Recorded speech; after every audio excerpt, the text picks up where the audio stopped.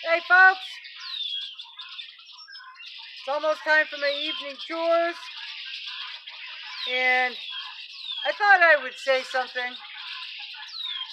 You know folks, I apologize. I've got a bunch of finches or sparrows above the woodshed, and I've got the guinea going. But folks, I hope you know by now that I'm not a fearmonger, right? There's too much of that out there, way too much of that out there, and I kind of try to balance it out. And I don't talk too much about current events, right? Well, there's a reason for that. Is one, the big one is everybody else is talking about it, and I have my own thoughts on that, and it's not a very popular thought. So, in order to keep the peace with everybody, I'm just gonna go and I'm gonna touch on it, but I'm not gonna go in that direction per se. You know, we've got all this stuff going, right? We've got stuff going out of country. Every single country seems to be having their own struggle, and it's about the same thing. You know, the prices are going up, the food's getting scarce, and there's Big Brother everywhere, and the uncertainty is global, right? The uncertainty is global. And what I want to stress, I think, is, you know, while the big boys play chess on the world, right? Move my country one spot, another country will move it theirs, and we're trying to get checkmate, right? In a game of chess. So while they're playing the game, folks, because you know they've got money, it's not hurting them. They don't care how much the gas goes up. They don't care how much the food goes up. They just don't care, right? So what we need to do is we need to step back, folks. We need to step back. Now, somebody mentioned the other day, I said, what are you so worried about? What makes you so scared? Why is your anxiety going right through the roof? Well, another country over there, you know, the new bad guy, right? The new bad guy. Because there's always a bad guy, but the new bad guy, the current bad guy, right? You know, everything is his fault, right?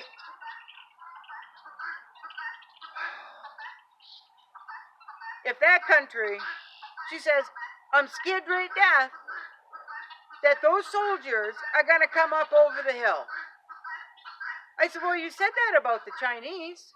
You was afraid that any day now the Chinese are going to come up over the hill and they're coming to your house. Before that, it was North Korea, right? Now it's Russia. Well, this person is just as much to blame for the chaos, in my opinion. All right? Now, I'll tell you why. Because just like the country that I live in is blaming everybody else, this lady isn't looking at her own country. She's not looking at her own country. She's blaming the media, folks. Right? Stop listening to mainstream media. So, chances are that 100,000 Chinese are going to come down up over the hill and down her driveway. It's probably not going to happen, right? Same with Russia. They're already busy over that way. You know, and our country is kind of, you know, poking that bear, right? That's what we do, folks. We poke that bear. So, we need to step back, because we have no control. We are no part of that chess game, folks. We're no part of the chess game. So we need to step back, and we need to prepare ourselves at home, because that is something we do have control over. We have control over what we prepare, how we prepare, how much we prepare, right? So when the world comes crashing down all around us, we have a plan in place. Okay, we have our own little plan in place. And here comes some guinea. They're going to walk right by me. So we have, the only responsibility we have in all of this, folks, is to get ourselves ready. Now, however you want to do that, right? I know, I am stressing about food, and I am stressing about skills. I know I am, folks, okay? I find it very important. We've got to have food. If we don't have food, we can't live, right? We don't have the strength to live how we're going to need to live if things keep going the way they're going. If we don't have skills, what's going to happen when, let's just say, I'm not saying it's going to happen. It's not saying I believe that's what I believe. I have my own way of thinking about things. I'm just saying there is a chance that a cyber attack could hit our grid. Okay, knock everybody back a long time, right? This country does not know how. I'm going to say 90% of the people in my country alone don't know how to live without electricity, folks. They just don't know how to do it. And they're probably not set up unless they have a camp somewhere in the woods or whatever, and they don't have a small solar panel, and they don't bring a generator, and they just kind of rough it, right? Then those people will kind of know what to do. But if they don't have the things in place, if that happens, then they're not going to get very far either, right? So that's why I keep stressing food and skills. So if your food runs out or it's stolen, right, then you can hopefully find something to eat. Okay? So we don't have any control. We're not even figured in on this big chess game. Okay? We're nothing to them. We're nothing. We're absolutely nothing to them. So what we need to do is we need to focus on ourselves, get ourselves ready, whatever that means to you, okay? You know you got to eat, you know you've got to drink clean water, and you know you've got to stay warm, and you've got to have some sort of shelter, right? Now, no matter where you are, there's some sort of storm that comes through, right? Like for here, it's blizzards, right? We could be snowed in for days, folks. You know, out in California, it could be earthquakes, right? It could be avalanches. If you live out there, it could be dust storms. It could be tornadoes, hurricanes. It could be tsunamis. It could be volcanoes. So every place on the globe really has something that could really put them down for a little bit, right? So we need to focus on those areas of what is most likely to happen in our area. All right? Now, if something happens to our grid, then we're going to have to adjust, right? Now, I'm very fortunate that I live the way I do. Somebody will probably have to tell me, or I might go to get on my cell phone and it doesn't work, right? We're just going to have to need those basic skills. And if you don't have time to learn these skills, if you don't have time to walk through the woods, if you don't have time to learn how to forage, at least have the resources at hand, like books, right? You can read during the daytime, right? If there's no power at night, you can read during the daytime.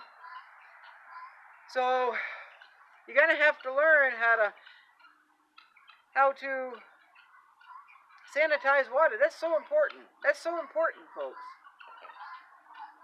So fish, hunt. You know, if the whole world goes to hell, folks, and we something like the 1 second after scenario ever came to be, and I hope it never does, folks. You know the game's going to be gone, right? People are going to be hunting game. The game's going to be gone. So you can't rely on the wildlife. Even here in Maine, I'm in the woods, okay? There's not much game here. There's a lot of predators. You know, there's bobcat, there's fox, there's coyote. I have eaten coyote before, folks, and the backstraps. And the meat tasted good, but it was like chewing on a rubber of a car tire. It was so tough, folks, even after 3 days. It was like you couldn't chew the damn thing. So, but there are ways to tenderize it, right? There are ways to tenderize it. But the taste was pretty good, folks. I'm just going to tell you, the taste was pretty good. Now, we mentioned turtles, right? Turtles are very dangerous unless you know how to handle them. Turtles are very dangerous, especially the big old snapping turtles. And I'm just looking out at my bog, what's out there.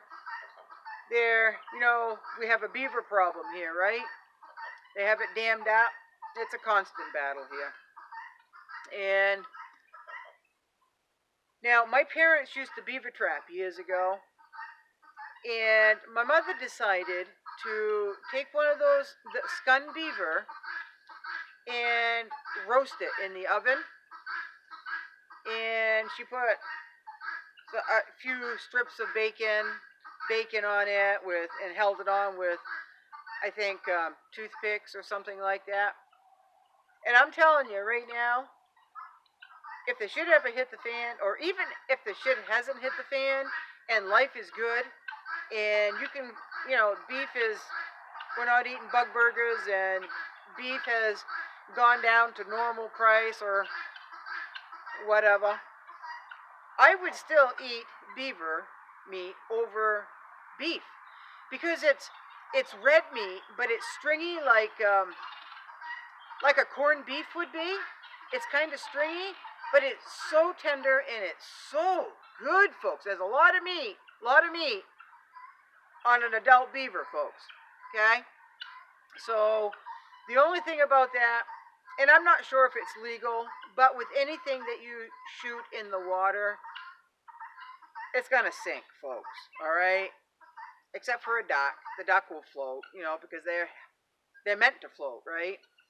But if you shoot a beaver in the water, it's gonna go down under, and it's gonna sink. You're never gonna find it, probably. The same with the turtle. All right, the same with the turtle. I've known people who have shot deer in a bog before, and unless that deer has taken a big breath of air to fill its lungs, that deer is gonna go sinking. All right, it's probably not gonna go poof and sink that fast, but if you can't get to it in time, a deer will sink. And if you shoot it through the lungs, then it's not going to hold any air anyway, right? So what they do here in Maine is, if they shoot a moose or a deer, what they do is have, and I don't even know if you can still get them anymore, a car tire inner tube, and they would like half inflate it, and they would do the deer or the moose the best they could out in the bog, and then they would take that inner tube and stuff it in the chest cavity and help it float. Okay, so, but there are ways to live, folks, but you've got to know how to do it. Okay, it's not okay. It's like, okay, you've shot the squirrel. Now what? If you've never skun anything before, if you don't know, you know, how to take those intestines out, if you don't have a sharp knife, if you shoot a duck and you don't know about those oil glands and you don't know about the vent, you can make yourself awfully sick, folks. So that's why I am saying skills. know what's in your area for food, whether it is walking, whether it was swimming, whether it is flying, or whether it is coming up out of the ground or coming from a tree. Know what you have available in your area and know how you would do that, eat it, cook it, dry it, put it up on the shelf or whatever without electricity. Okay, that's all I'm saying. That's all I'm saying. And it might not even be electricity. Maybe we have electricity and maybe the dollar collapses, right? That's the threat of that too. Maybe the dollar will collapse, which I gave a little bit of myself away there, but if the dollar collapses, you probably won't afford electricity, right? So you might as well have a cyber attack on the grid. You're not going to be able to afford a damn thing, folks. You're just not. You're talking about Venezuela, here we come, right? It costs $100 for a loaf of bread. You know, it could get that way back. It could get that way, folks, okay? It could get that way. And it might be something unknown, unseen. It could be anything. It could be anything because, you know, they keep us in the dark, you know. They make the wrong move and say, oops, I just killed 1 million people. Oops. We're all set. You know, the chess players are all set, but oops, we just killed 1 million people. No big deal. They were in the way anyway. So, anyway, I guess that's my little thing for today. So, the emails have been really nice, folks. I haven't checked my emails since mid-morning, I guess. So if you email me, please be patient. I haven't caught up on the comments yet either. I'm sorry. I will get to that.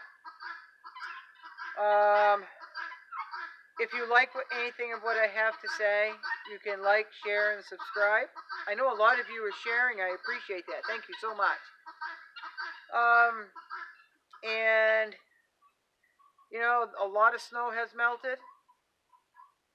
And I'm trying to get out and do some foraging. I know it's not very exciting for a lot of you folks, but there are some plants I guarantee around your place that you either thought were pretty and used for decoration, or you thought were poisonous, or you thought was ugly or invasive, that are probably very healthy for you to eat, parts of it, right? Or very medicinal. Like this morning, I frigged up on that video, folks. I set it up all wrong, and then I wanted to put that little warning in the front, and then I made it too long. So just skip ahead 30 seconds or a minute into that video. I apologize. I should have watched it before I hit the click button, but I didn't. So I don't know. I don't know what I was saying. But thank you for being patient. I appreciate it. Come again, and we'll see what else we can talk about. I know a Sheila L, because I don't want to say your last name. I don't even know if I can pronounce your last name, young lady. Watched one of my really old videos, and I'm talking like a month ago. Asking why I chose to live the way I do. That will be in the video tomorrow because I'm running out of daylight and I've got to start my chores. But I'll be very happy to answer that. That's going to be a very easy video because it's about me, right? And I know about me. So anyway, I'm going to stop being silly in the woodshed, and you all have a good night. Thank you for stopping by. Any new subscribers, thank you very much. For those of you who keep coming back, thank you very much. Appreciate every single one of you. Good night.